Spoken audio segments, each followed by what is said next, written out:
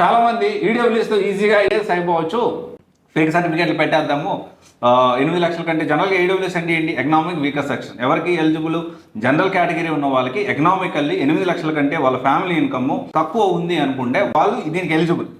ఈ ఎకనామిక్ దీనివల్ల ఏంటి అంటే 9% అడిషనల్ రిజర్వేషన్ వస్తుంది. సో దీనివల్ల ఏంటి, ఏమి ఎక్స్ట్రాగా అటెంప్ట్స్ రావు, ఎక్స్ట్రా ఇయర్స్ కూడా ఏమి ఎక్స్టెండ్ కావు.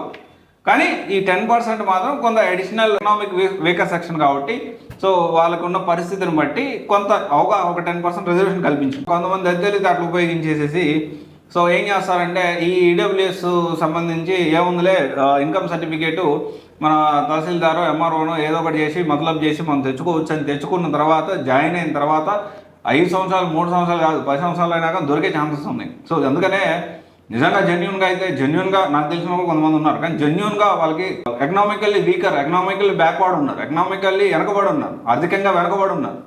సో ఆర్థికంగా కొంచెం అంత దృఢంగా లేరు. అలాంటి వాళ్ళు తెచ్చుకొని మనం ఈ విధంగా యూపీఎస్సీ సైడ్ వెళ్ళడం కరెక్ట్, కానీ ఇది అయితే కరెక్ట్ కాదు. ఇది ఇంతకుముందు పూజా కేట్కర్ దీనికి సంబంధించి విపరీతం దుమారం అయ్యింది. ఆ తర్వాత ఇప్పుడు దీని గురించి నాకు తెలిసి మన తెలుగు రాష్ట్రాల్లో ఆల్మోస్ట్ ఏ ఇన్స్టిట్యూట్ దీని గురించి మాట్లాడదు. సో అయితే ఇక్కడ ఏంటి అంటే ఏపీ తెలంగాణలో మన స్టూడెంట్ తెలుగు వాళ్ళకందరూ కూడా మనకు గుర్తుపెట్టుకోండి, ఈడబ్ల్యూఎస్ సర్టిఫికేట్ ఫ్రాడ్ చేస్తే ఈజీగా ఐఏఎస్ అయిపోవచ్చు అనేది అపోహ.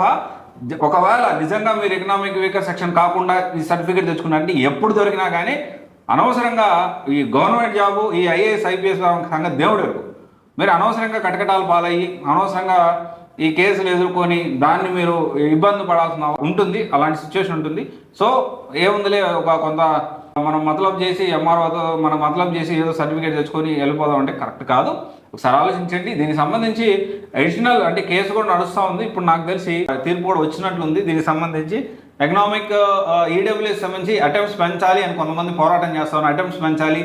అండ్ దాంతోపాటు ఈడబ్ల్యూఎస్ వాళ్ళకి ఇయర్స్ కూడా నెంబర్ ఆఫ్ ఇయర్స్ కూడా పెంచాలి, ఏజ్ రిలాక్షన్స్ కూడా ఉండాలి అని చెప్పి కొంతమంది పోరాటం చేస్తూ ఉన్నారు. ఇది ఎంతవరకు జరుగుతుంది ఏంటి అనేది వేచి చూడాల్సి ఉంది.